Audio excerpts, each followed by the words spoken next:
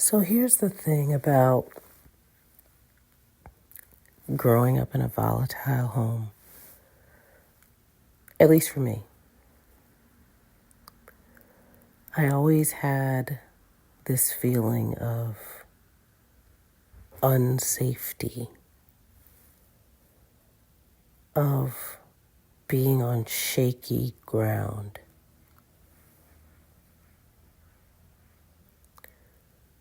When you grow up in a home where you don't know what's coming, you don't know if you're going to be woken up in the middle of the night from rumblings around the house, loud voices, yelling, disruptive sleep. It gives you, or I should say it gave me, as I said, just a feeling of unsafety, insecurity in my being.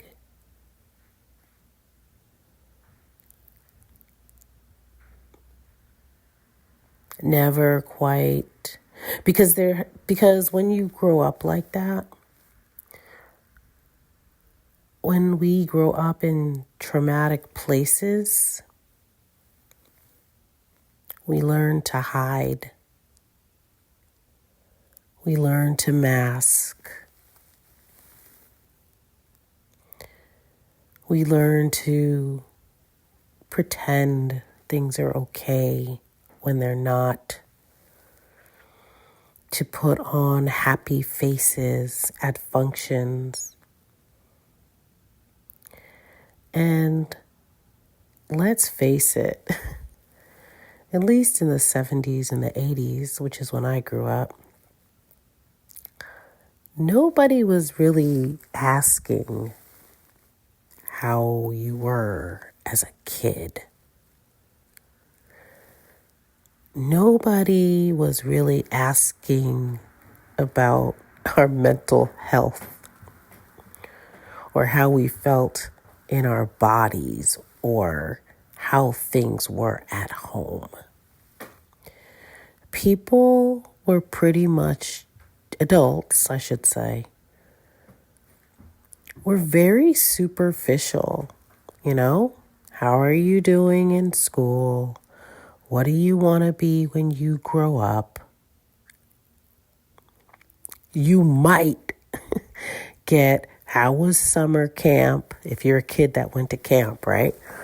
But it was never, at least for me, I'm sure there's people out there that had like deep conversations with adults, but not me. Again, it was just very superficial, right? It was very children stay in children's place. Children stay out of adults' business. At my grandparents' houses, it was pretty much,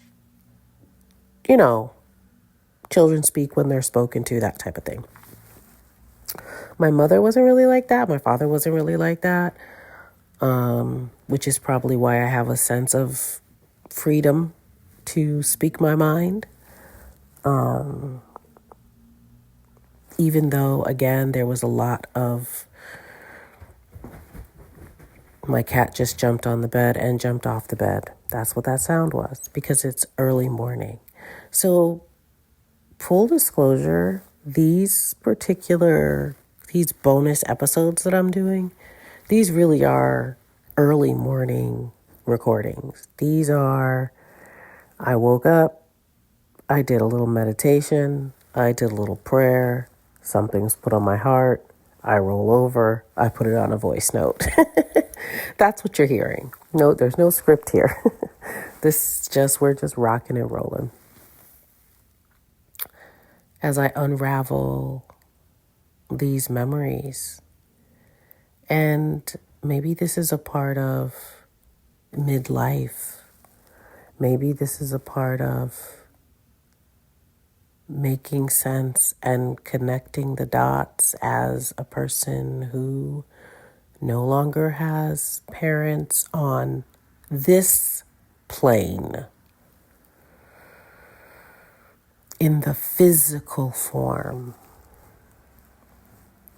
I no longer have parents to look at in the physical form and touch in the physical form and lean into in the physical form.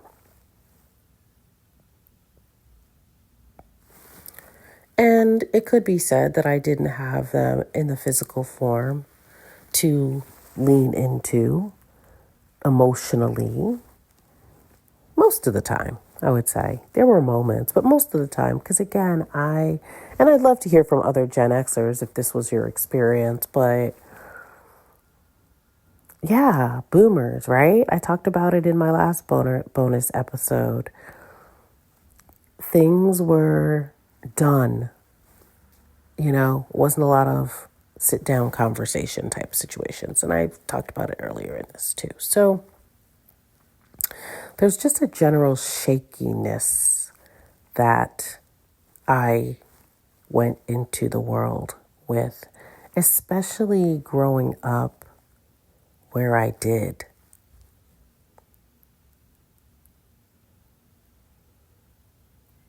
And these are things I've talked about before. So I just want to be careful not to be like redundant and repeat stories, right? But but I guess for new people who haven't read my book, growing up when I did, at the time that I did, I certainly had lots of examples of quote unquote success for Black folks. But I definitely didn't have it where I grew up. I definitely didn't have any Black teachers or Black doctors or anything like that. And that too comes with its own grief and complication,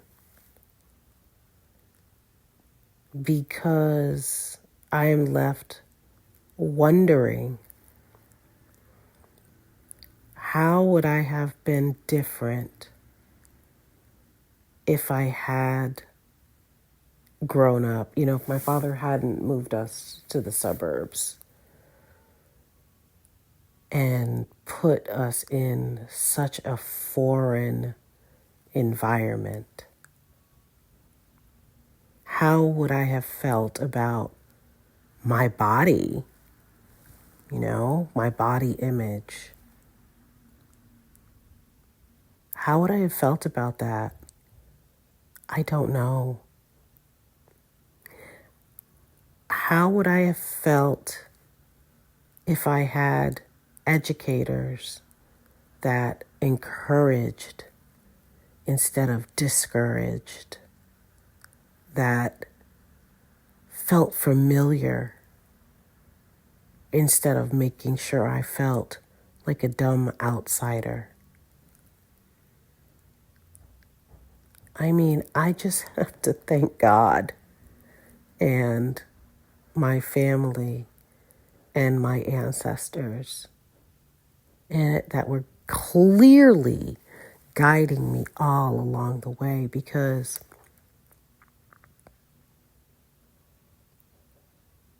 it could have been real bad. I could have ended up real bad, real bad. But somehow, here's the thing about my ancestors. They always swooped in at the right time.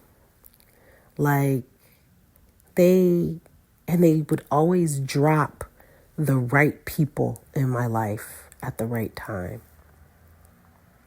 So when I think about that insecure girl that the black kids from the city would call Oreo. When I think about how they wanted nothing to really do with me, through no fault of my own, just because I lived where I lived and I had the experiences that I had.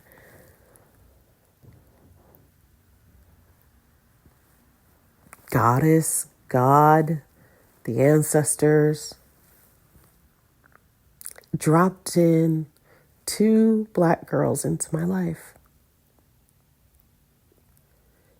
in junior high. And we just became the three of us, they both moved to the town. And they both had grown up in, more black environments. And I don't know why they decided to like me. I don't know. But he did. And it kind of changed everything. If I really think about it, and I don't think I really have thought about this in a long time, in any kind of deep way, but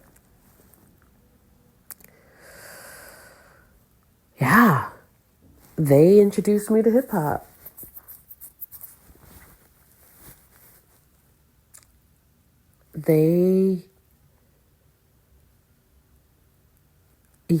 I don't know what they saw. I don't know. I mean, I'm a cool chick, but it wasn't like the other kids were giving me a chance to be a cool chick. And it's not like they had to be my friend because they were very popular with the black kids and the white kids. I mean, I was friendly with the kids from my town, for sure, the black kids from my town. But again, I wasn't really brought in because they were juniors and seniors and all of that. And I was younger. But yeah, I don't know. They just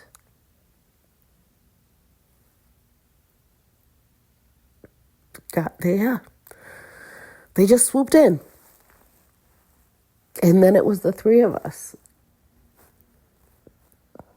And then I had a little bit of protection.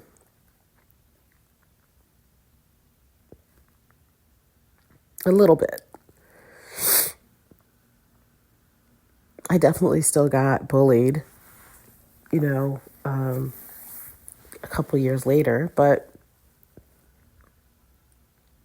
not from the black kids anymore. It was like being friends with those 2 girls took that target off of my back. And again, maybe it's because they were cool. And yeah. Wow, I never really, yeah. I haven't thought about that in a long time. But shout out to them. Shout out to those girls.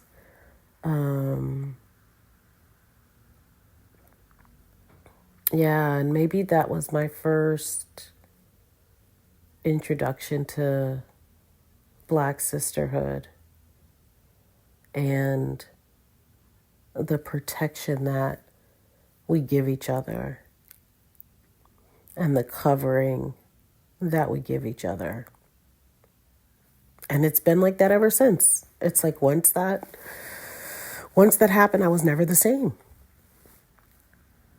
I was never the same.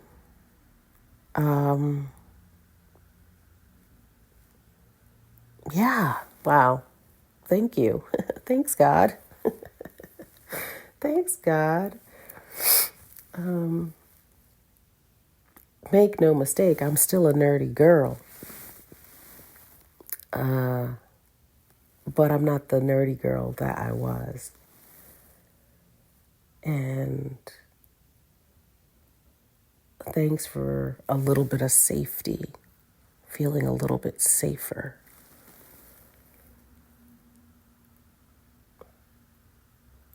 Yeah, I think that's it. All right. So back to our regularly scheduled programming. Thanks for listening. I'm Zoe Flowers. Bye.